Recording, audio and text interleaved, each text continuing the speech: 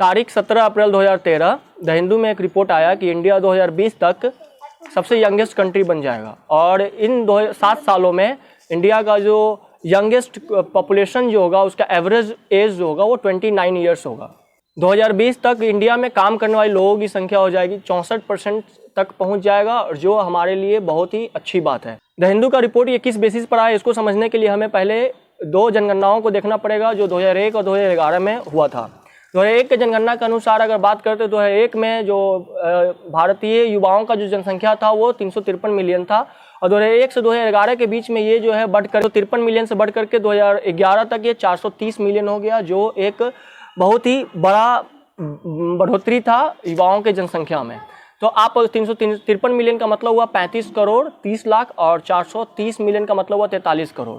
अब current prediction ये कहता है कि जो हमारे युवाओं का जनसंख्या हो जाएगा 2020 तक वो 464 मिलियन यानी कि 46 करोड़ 40 लाख के आसपास में पहुंच जाएगा।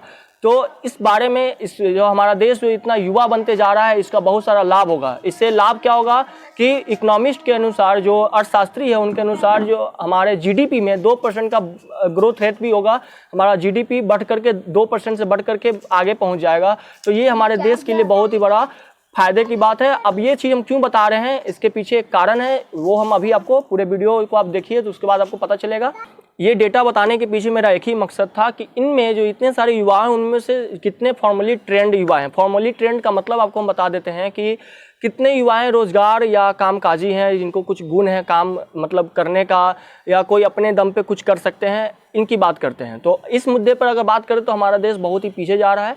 और हमारे देश में भी जो कुछ स्टेट है, जैसे कि हम बात करेंगे दक्षिण और पश्चिम तरफ का जो जितने भी राज्य हैं, इन राज्यों में जो फॉर्मली स्किल्ड यानी कि ट्रेंड लोगों की जो जनसंख्या है वो है 63%। तो ये एक बहुत ही अच्छी बात है। लेकिन इसके बाद हम बात करेंगे उत्तर के तरफ और पूरब के तरफ के जो राज्यों की, तो यहाँ पे ये जो परसेंटेज है बहुत नीचे चला आता है। अब हम बात करते हैं सबसे ज़्यादा, जिसमें जो वैसा स्टेट जिसमें सबसे ज़्यादा जो फॉर्मली ट्रेंड लोग हैं वो सबसे नंबर 1 पर है केरला। यहाँ पे उसके बाद है महाराष्ट्र, तमिलनाडु, हिमाचल प्रदेश और गुजरात।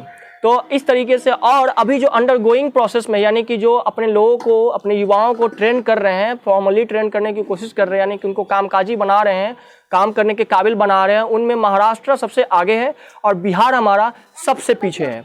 तो ये एक बहुत ही जो खराब स्थिति है हमारे बिहार का। तो इसमें हमारे बिहार का जो 58% जनसंख्या है वो युवाओं का है। 58% युवा है, और कौन से युवा हैं तो 25 साल से कम उम्र के युवा हैं। तो ये एक बहुत बड़ा विषय है जिसके बारे में आज हम कुछ सजेशन देंगे। ये बिल्कुल हमारे प्रधान जी, जो हमारे गांव के प्रधान जी, उनके बारे में है। अब हम बात करते हैं इंडिया के टोटल जनसंख्या के बारे में। जनसंख्या की बात करते हैं तो अभी तक तो 2021 का जनगणना तो हुआ नहीं, जो 10 सालों पे होता है, सेंसस जिसको आप इंग्लिश में कहते हैं। अब 2011 की जनगणना की बात करते हैं। 2011 की जनगणना के अनुसार 68.84% टोटल पॉपुलेशन है उसका 68.84%, यानी कि 833.1 मिलियन, 83 करोड़ 31 लाख लोग 6,40,867 अलग अलग गाँव में रहते हैं। अब हम इन गाँवों का बंटवारा करते हैं। जो 6,40,867 गाँव हम आपको बताए हैं, उसमें 2,40,004 ऐसे गाँव हैं जहाँ पर 500 से ज़्यादा जनसंख्या रहता है, यानी कि 500 से 10,000 के बीच में। अब इनमें 3,976 ऐसे गांव हैं जहां पर 10,000 से ऊपर की जनसंख्या रहती है। बाकी जो गांव बच जाते हैं वो उनमें 500 से कम जो लोग हैं उतने लोग रहते हैं। और हमारे देश की बात अगर करते हैं तो यहाँ पर 2.5 लाख टोटल ग्राम पंचायत। हमारा देश जो है वो एक संघीय सरकार, मतलब संघीय शासन यहाँ पर होता है। यहाँ पर जो है 29 राज्य, अभी तो 28 राज्य हो गया है। 28 राज्यों को मिला करके हमारा देश का ये संघ सरकार बना हुआ है। तो यहाँ पर जैसे राज्यों में बंटवारा किए, फिर राज्यों को बांटा जाता है डिविजन्स में। तो उसी तरीके से हम बिहार की बात करेंगे तो बिहार में 9 डिवीजन है और 9 डिवीजन को 38 जिला में बांटा गया है। अब आपको बता देते हैं, एक होता है पुलिस डिस्ट्रिक्ट होता है। पुलिस डिस्ट्रिक्ट का मतलब क्या होता है, यहाँ पर पुलिस डिस्ट्रिक्ट का जो टोटल जनसंख्या है, मतलब संख्या है, वो है 43। तो पुलिस डिस्ट्रिक्ट का मतलब ये होता है कि जहाँ तक मतलब वो एरिया जो एडमिनिस्ट्रेशन में नहीं आ रहा, लेकिन वहाँ पर पुलिस जो है पेट्रोलिंग करने के लिए जाती है, तो उसको हम लोग बोलते हैं पुलिस डिस्ट्रिक्ट एरिया। तो आप यहाँ समझ सकते हैं कि 43 कैसे हुआ। तो ये 43 पुलिस डिस्ट्रिक्ट तो टोटल 43 है। और अगर हम नॉर्मल डिस्ट्रिक्ट की बात करते हैं वो है हमारा 38। अब ब्लॉक में बांटा गया है। ब्लॉक हमारे जो बिहार का जो ब्लॉक है, टोटल नंबर ऑफ ब्लॉक्स वो है 534। अब इन ब्लॉक को भी बांटा गया है। ब्लॉक को बांटा गया गांव में, जिसको गांव कहते हैं। तो गांव में जो बांटा गया है तो गांव की संख्या यहाँ पर 45,103 बिहार में, और इन गांव को ग्राम पंचायत में बांटा गया है। तो ग्राम पंचायत का जो संख्या है यहाँ पर, पंचायत की संख्या है 8,406। इस तरीके से आपको लग गया होगा कि बिहार में जो युवाओं की संख्या है वो बहुत ज़्यादा युवा जो है या तो अपने गांव में रहते हैं या गांव में रहने के बावजूद वो शहर चले जाते हैं। मतलब शादी विवाह जब हो जाता है उनका तो वो शहर चले जाते हैं जीविकोपार्जन के लिए। उनके पास कोई भी स्किल या उन्हें फॉर्मली ट्रेन नहीं किया जाता है। और ज़्यादातर युवा जो है वो पढ़ने के इच्छुक होते हैं, लेकिन जो आर्थिक स्थिति खराब होने की वजह से वो घर पे ही रह पाते, अपने पापा के कामों में या किस खेती करने में हाथ बटाते हैं। तो इन युवाओं के लिए जो मेरा विचार है वो ये है कि इनके लिए कुछ किया जाए, और वो ग्राम पंचायत के स्तर पर हो। बहुत सारा एक गांव में एक ही पंचायत होता है, लेकिन जो मेरा गांव है उसमें 2 पंचायत है। तो हम तो ये अपने गांव की बात नहीं कर रहे हैं और अपने पंचायत की बात नहीं, हम सभी बिहार में जितने भी पंचायत है और देश की बात हम नहीं करेंगे क्योंकि मेरा वीडियो का उतना रीच नहीं है।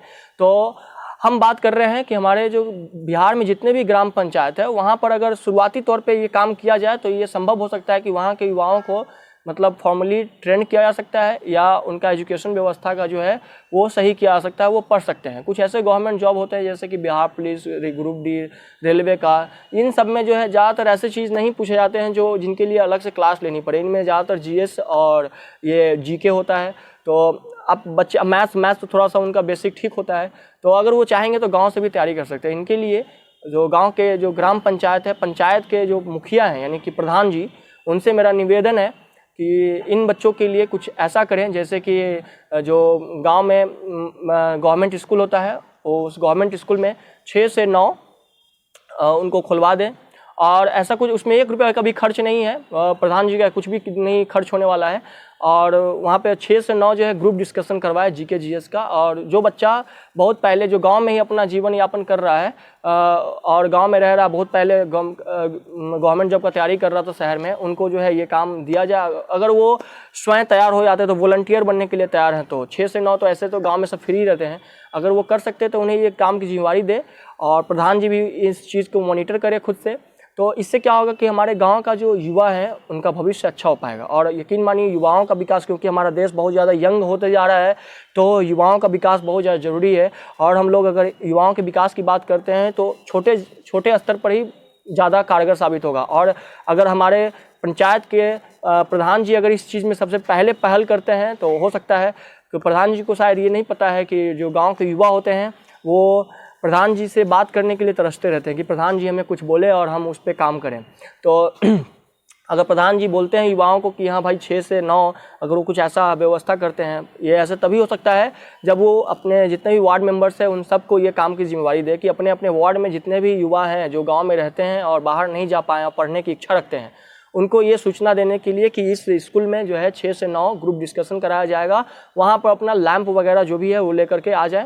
अभी तो इमरजेंसी लैंप भी मिलता है, पहले वाला बात तो है नहीं, तो वो लेकर के आ जाओ, ग्रुप डिस्कशन करें। और अगर संभव हो तो सुबह में, मतलब अब जैसे बिहार पुलिस में इसमें तो दौड़ने की जरूरत है, तो सुबह में अरेंज करें। क्योंकि वो जब प्रधान जी जब बोलते हैं तो ये जरूर गांव में, क्योंकि गांव का जो प्रधान जी होते हैं वो गार्जियन के रूप में होते हैं, वो जो बोलते हैं वो 100% लोग उसको फॉलो करते हैं, मानते हैं। तो अगर प्रधान जी बोलते हैं युवाओं को कि सुबह में दौड़ने के लिए, थोड़ा खुद भी जग करके अगर इस चीज़ को मॉनिटर कर दे तो हमको लगता है ये बहुत हद तक सही हो जाएगा, बहुत हद तक सफल भी होगा, ये कारगर भी हो जाएगा।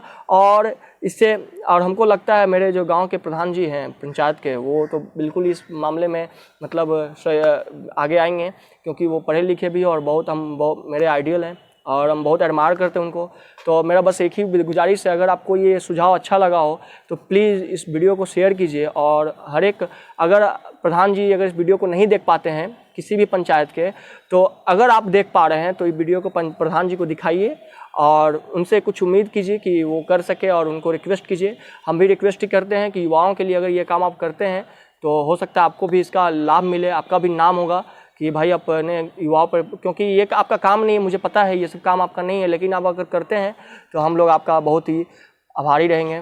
Thank you.